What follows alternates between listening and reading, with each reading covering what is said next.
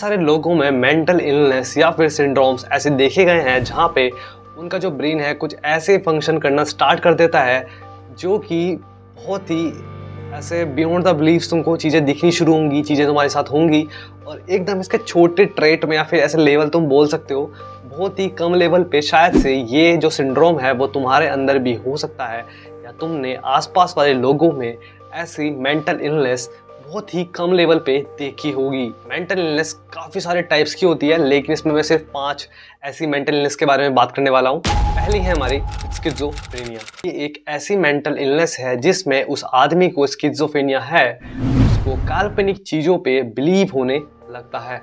तुम उसको कितना भी समझा लो कि ये रियल लाइफ में चीज़ें एग्जिस्ट नहीं करती है जो तुम बोल रहे हो, बता रहे हो, लेकिन वो इन चीज़ों पे बिल्कुल भी तुम्हारी बात को मना कर देगा कि भाई तो क्या बात बोल रहा है, जो भी मैं देख रहा हूँ वो तो मेरे को दिख रहा है। वो बिल्कुल उसको इतना ज़्यादा रियल एक्सपीरियंस होती है, कुछ ऐसी आइडेंटिटीज़ उसको दिखती है, वो जो भी अपने दिमाग में सोचता है उसको वो लिटरली सामने दिखना स्टार्ट हो जाता है। और दूसरी चीज़ साथ ही में उसको कुछ ऐसी वियर्ड साउंड्स भी वहाँ पे आती है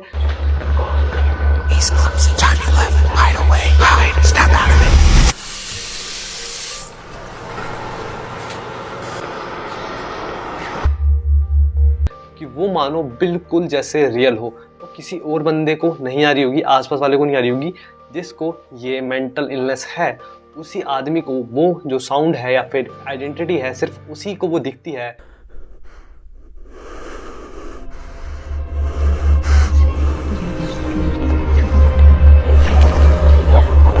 और वो इतनी ज़्यादा रियल होगी कि वो तुम्हारे ऊपर बिलीव करने से भी मना कर देगा। उसी को वही सच लगेगा जो उसने देखा है, जो उसको सुनाई दे रहा है उस इलनेस की वजह से। और यही हमको एक केस में देखने को मिला था। बुरारी केस तुम सभी को पता है। जब उसमें से ललित की ऑटोप्सी हुई तो यहाँ पे ये चीज़ पता चली कि उसको भी स्किज़ोफ्रेनिया था। तभी उसको अपने जो फादर है वो दिखते थे और उसी वजह से वो सारा का सारा चीज़ें हुई थी उस केस में। स्किज़ोफ्रेनिया बेसिकली उन लोगों को होती है जिनके ऐसे फैमिली बैकग्राउंड में भी किसी को हो पहले से जेनेटिक्स में, या फिर दूसरी चीज़ कोई भी बंदा बहुत ही बुरी तरीके से स्ट्रेस्ड है, मतलब कि वो किसी बहुत ज़्यादा ऐसा प्रेशर लेता है अपने दिमाग के ऊपर किसी टेंशन में लेके, या फिर उसकी फैमिली में कुछ चीज़ें ख़राब चल रही होंगी या फिर जो भी उसकी लाइफ में सबसे बड़े बुरी चीज़ें होंगी तभी उसको ये सारी चीज़ें होती हैं, या फिर ओवर ड्रग्स करने के कारण हमको ये मेंटल इलनेस एक इंसान के अंदर देखने के लिए मिलती है। Second mental illness Diogenes syndrome. ये मोस्टली ओल्डर लोगों के अंदर देखी जाती है। जब भी तुम उनके घर को ऐसे विजिट करोगे तो तुम्हारे दिमाग हिल जाएगा कि लिटरली ये क्या हो रहा है। उसके घर में जब एंटर करोगे जैसे ही तुमको इतनी गंदगी देखने के लिए मिलेगी आसपास कि उसको जैसे कुछ फर्क ही नहीं पड़ता कि उसके रूम में बहुत चीज़ें ख़राब पड़ी हैं, इधर से उधर कचरा पड़ा हुआ है, इधर से उधर रैपर्स पड़े हुए हैं, पैकेट्स पड़े हुए हैं, खा खा के, या फिर इतनी बुरी हालत हो रखी है उस जगह की। लेकिन उस आदमी को मतलब ऐसे हाइजीन का कुछ भी पता नहीं होता कि उसको हाइजीन करना है नहीं करना है। उसको वो ठीक लगता है उसके अकॉर्डिंग कि मेरे आसपास पूरी गंदगी पड़ी हुई है, कचरे में लेटा हुआ है, उसको लगेगा कि हाँ ये सब कुछ बढ़िया है, सब कुछ ठीक चल रहा है।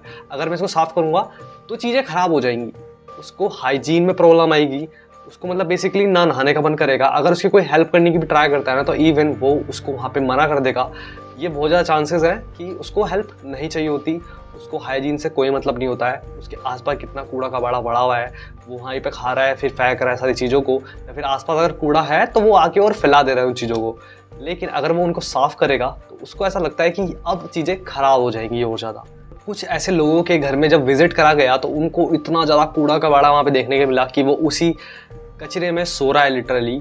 और ये कुछ ऐसी फ़ोटोज़ हैं जो कि तुम देख के शॉक हो जाओगे कि ये कैसा ऐसा सिंड्रोम है कि भाई ऐसी कैसी मेंटल इलनेस है जहाँ पे लोग को अजीब ही ब्रेन फंक्शन करना स्टार्ट करता है। शायद से ये जो सिंड्रोम है वो तुम्हारे किसी दोस्त को भी हो सकता है जो कि बहुत ही ज़्यादा अपने हॉस्टल में, रूम में, अपने घर में गंदगी रखता है। थर्ड मेंटल इलनेस क्लीवर-ब्यूसी सिंड्रोम। ये एक ऐसा मेंटल इलनेस है जिसमें तुम इमेजिन करो कि तुम सिर्फ एक ब्लेड लेके खड़े हुए हो, ठीक है, या फिर तुम्हारे हाथ में कोई सीजर है या फिर कुछ एक शार्प ऑब्जेक्ट है और तुम सिर्फ उसको अपने ऐसे टिप पे लगा के खड़े हो, है ना, स्किन पे लगा रहे हो या फिर तुम किसी भी बॉडी पार्ट पे लगा रहे हो और उस पर एक ऐसा कट मारने का ट्राई कर रहे हो, ठीक है, तुम उसको काट भी देते हो। तुम ये चीज़ को इमेजिन करो अपने दिमाग में कि तुमने एक अपने हाथ में ब्लेड लिया हुआ है, तुमने अपनी फिंगर ली और ऐसे करके ऐसे कट भी मार लिया और वहाँ से लिटरली खून निकल रहा है, लेकिन तुमको कुछ भी पेन फील नहीं हो रहा है। तुम्हारी बॉडी में कुछ भी कहीं पे भी इंजरी हो रही है या फिर तुमको हाथ में कहीं से भी कट लग जा रहा है, तुमको पता ही नहीं चलता कि भाई ये कैसे हुआ, क्योंकि वहाँ पे कुछ भी पेन जो है वो फील ही नहीं हुआ है। बहुत ज़्यादा टाइम हमारे साथ भी ये चीज़ें होती हैं कि हमको पता ही नहीं चलता कि भाई हाथ में कट लग गया है या फिर कहीं पे कुछ हो गया है। तो इससे ये चीज़ पता चलती है कि शायद से तुमको भी ये जो है वो BOC सिंड्रोम हो सकता है। ये बेसिकली पोस्ट टेम्पलर सर्जरीज के दौरान होता है, जहाँ पे एमिगडाला डैमेज हो जाता है और डैमेज होने की वजह से ही जो है वो एक बेसिकली वो रिस्पॉन्स को ही मतलब दर्शाता है। जो एमिगडाला है वही ऐसा रिस्पॉन्सिबल है पेन के लिए। जब भी तुम्हारी बॉडी में पेन होगा तो एमिगडाला के थ्रू ही तुमको पता चलता है कि तुम्हारी बॉडी में ऐसा पेन हो रहा है। तब वही डैमेज हो जाए तो तुमको पता ही नहीं चल पाएगा। तो ये मोस्टली जो है वो सर्जरीज ऐसी कुछ गलती से हो जाती हैं जहाँ पे एमिगडाला जो है वो डैमेज हो जाता है। इस वजह से हमको ये सिंड्रोम देखने के लिए मिलता है और ये जेनेटिक्स के थ्रू भी हो सकता है, या फिर अगर तुम्हारा कोई एक्सीडेंट होता है जहाँ पे तुम्हारे ऐसे ब्रेन में भी प्रॉब्लम आती है तभी हमको ये सिंड्रोम देखने के लिए मिलता है।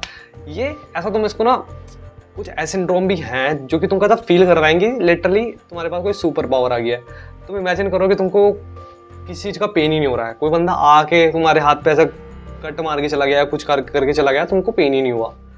तो इसके प्रोज भी है, कॉन्स भी है कि तुमको दर्द भी नहीं होगा, और दूसरी चीज़ कि तुमको पता ही नहीं चलेगा कि अरे यार यहाँ पे ऐसा कट लग गया है या फिर ऐसा मेरी बॉडी में ऐसा इंजरी हुई है। Fourth mental illness, auto cannibalism. ये एक ऐसा मेंटल इलनेस है जो कि लिटरली बहुत ही ज़्यादा से ज़्यादा वियर्ड है। मतलब कि इसमें इंसान अपने आप को ही खाना शुरू कर देता है। तुम इमेजिन करो कि तुम एक आइलैंड पे फंस जाते हो जहाँ पे कोई भी ऐसा कोकोनट ट्री नहीं है जहाँ पे से तुम ऐसे तोड़ के उसमें से कोकोनट वाटर पी सको, या फिर एक अच्छा पानी वहाँ पे अवेलेबल नहीं है, कोई भी वहाँ पे फूड अवेलेबल नहीं है, वहाँ पे कोई भी एक जानवर अवेलेबल नहीं है। तो तुम्हारे पास खाने के लिए कुछ भी नहीं बचता है उस जगह पे, उस आइलैंड के ऊपर।